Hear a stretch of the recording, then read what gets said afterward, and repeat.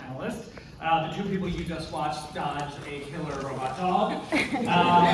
Named Gunner, fittingly, I love it. So let's welcome to the stage. We've got series stars and executive producers Cote and Pablo, who plays Ziva, and Michael Weatherly, who plays Tony.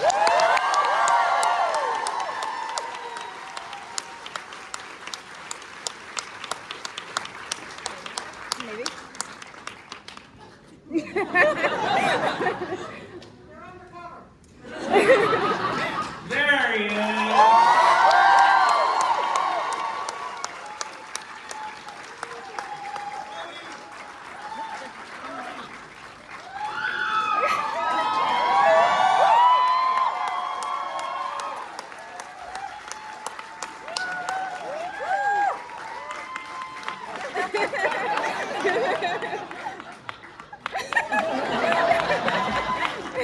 Teamwork makes the dream work. There you go. So you're never going to see the Outlander couple do that. That never happened on Vampire Diaries.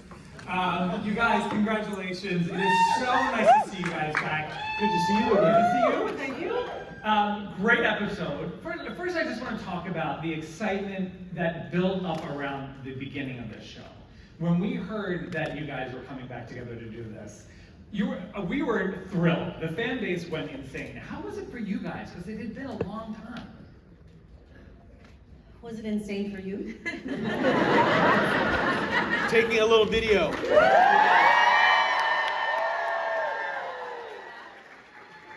And I'll post it so you guys can all, see yourselves. Tag yourself. Yeah, you'll be like, that's me, that's me. We need Graves face identification software. Be careful. I think this is like the most exciting thing when we get to meet the people that are responsible for the show. And so I love the Tiva Forever hats. And yeah, it's really, it's cool. What do you think? We never talk about this, so it's kind of fun to do it. I feel the same way. I do. How long was the discussion before it actually started rolling? Like people started saying to you, hey, we have this idea. Well, no, the idea was ours. So how long was the discussion with them when you said, hey, we have this idea? Oh, that's interesting. A couple of years. Yeah, it Was it to CBS first? No, we always felt that this was a streaming. We naturally had to present it first to the people that were the CBS people because... Well, CBS Studios, but in terms of network right, but versus streaming, exactly. I think we saw this adventure because I think we got to know really well and loved making the procedural evergreen sort of. You can kind of watch them out of order and they're entertaining, and you can marathon them on USA Network when you stuff yourself with turkey and your family Thanksgiving. Always on the agenda. I mean, come on, Always it's a Thanksgiving staple. It's like NCIS and turkey go together with your giblets. What? Giblets? Where am I going with that? Go somewhere, Yeah. please. So the idea was you wanted this to be a streaming show with an expanded storyline. Yeah, and I think that you got a And chance. we wanted to be able to do things that you couldn't do on network. Right. What's that? I don't know, steamy things. Steamy things, but also deeply emotional things. I'm kidding, guys, come on. But come on, you guys, I mean, they're really, for lack of a better term, they're milking it. Right. Well, it's a. Are they? Oh! But it's more. It's a very. For us in our procedural, there's only so much time. We gotta solve the crime. We gotta, So investigating the emotions, which this show is so much about.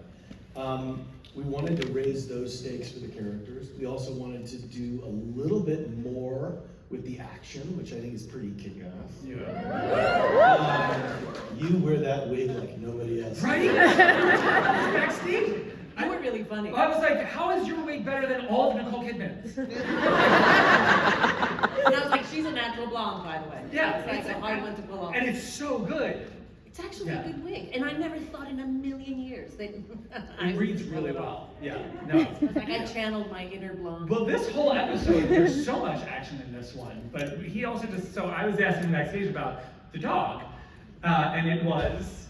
Yeah, so I don't know if you ever, some of you might be old enough to remember, it was a show called Womanchance, which was basically, men Oh in... my god, it was the weirdest theater group.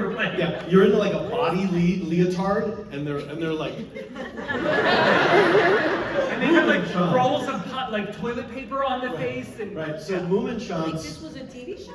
No, it was a theater. There's a group. theater thing. Oh, like the Blue Man Group? Kind of like that, yes, very similar, but like in the 70s. But nightmarish. Yeah, you had to be tripping your balls off on mushrooms. Yeah. Basically.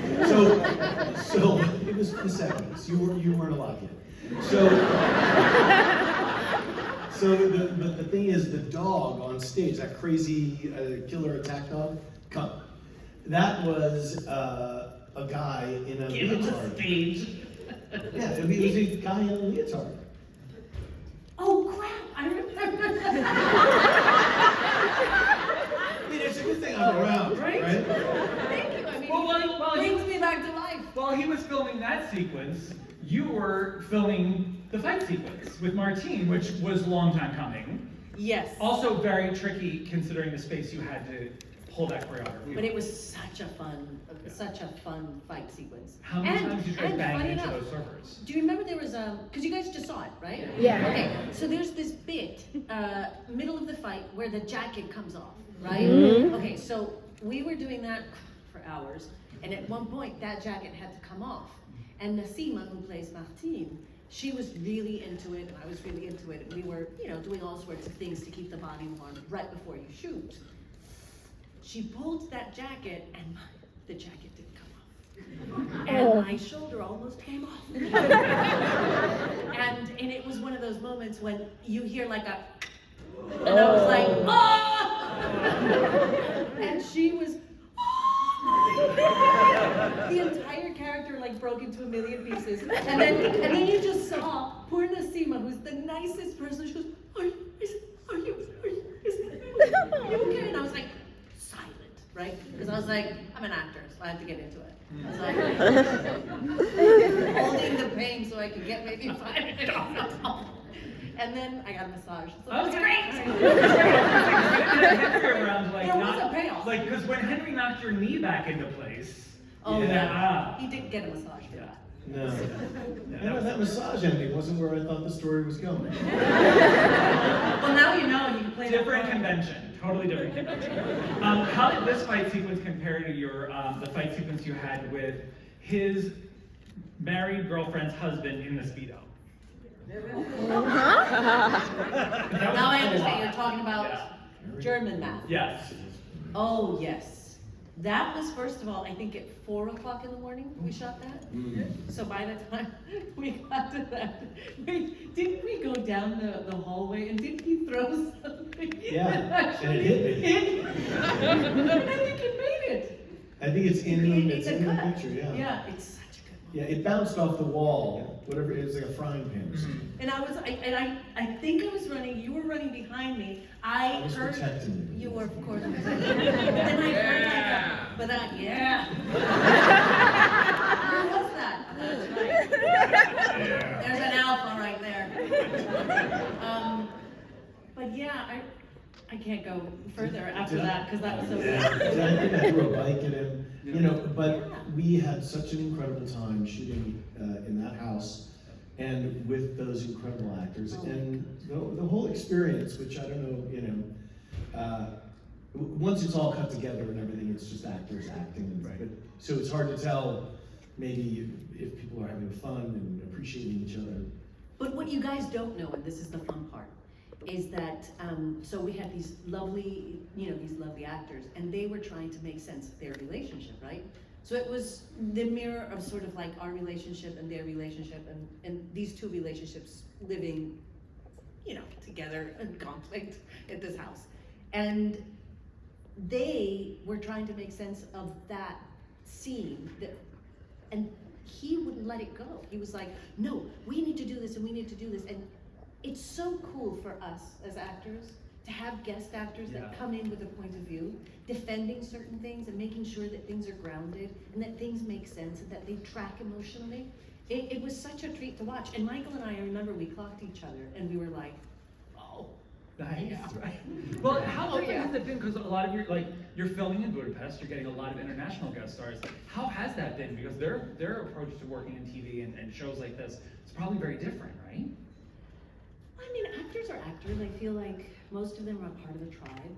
We got really lucky. We got to work with some remarkable people. They were coming in, they were excited. Many of them had actually seen the mothership, you know, so they knew a little bit of the background of these characters, and they were excited to just be a part of it, like the continuation part of it. Right. And Yeah, I mean, very well trained. It's a lot very of them exciting to in the be theater. be part of the legacy. Like that's a big deal. You know, it's like the I think we go around NCIS thinking world about is it. so big, and you know, like it's almost like probably a rite of passage for actors at this point. Oh, Like you're either suspected of something on Law and Order, or you're suspected of something on Right. you know? Yeah. The tough thing is when you're trying to look for actors for the spin-off that have That have not been on that the have show, never right. been on the mothership. Because you know, you fans, you know. Yeah. You know, it'll be like, oh no, they were in that military Oh, episode. And which is why they went to Europe. Right, exactly. Get another continent. So let's talk about how it's a shorter season than you're used to. Yeah. But you're getting to do so much more emotional work. Both of these characters you guys have dig deeper into these characters this season than you probably would have gotten to. You know, Wait, what? You've got to dig deeper into these characters more in this show than you would have on the mothership, because there are more characters to service, all that. Sure. But like the fact that the emotional arcs that both your characters are taking is also it's concerning to fans, because we're like, what happened? Why are they not married yet? And also, Oh, come on, it doesn't happen yeah, that easy. and to get to see you guys really vulnerable. Yeah. Well, that's the thing we wanted to do. Yeah, that was the big discussion, was how hard it is for Ziva to be Ziva Damian. And without... What do you mean by that? Well, because you come from so much trauma, there's so much pain in your background, and like a haunting kind of pain. Right. And it's, a lot of it is not on the surface, but it's like kind of obvious that she's a ninja assassin killer badass. And so that would come with its own world of hurt and pain. And I think that the flip side was Denozo looked like he just kind of was skipping through the tra-la-la, through a field of cozies. But it turns out he's got his own world of not looking at stuff. So we did that. We did. We tried getting into the avoidance. Yes. What are you avoiding? What are you? Well, we're going to take a look at maybe something they have been avoiding, because we have an exclusive clip from next week's episode. Because we're finally going to get to see what happened on their wedding day. So let's roll that.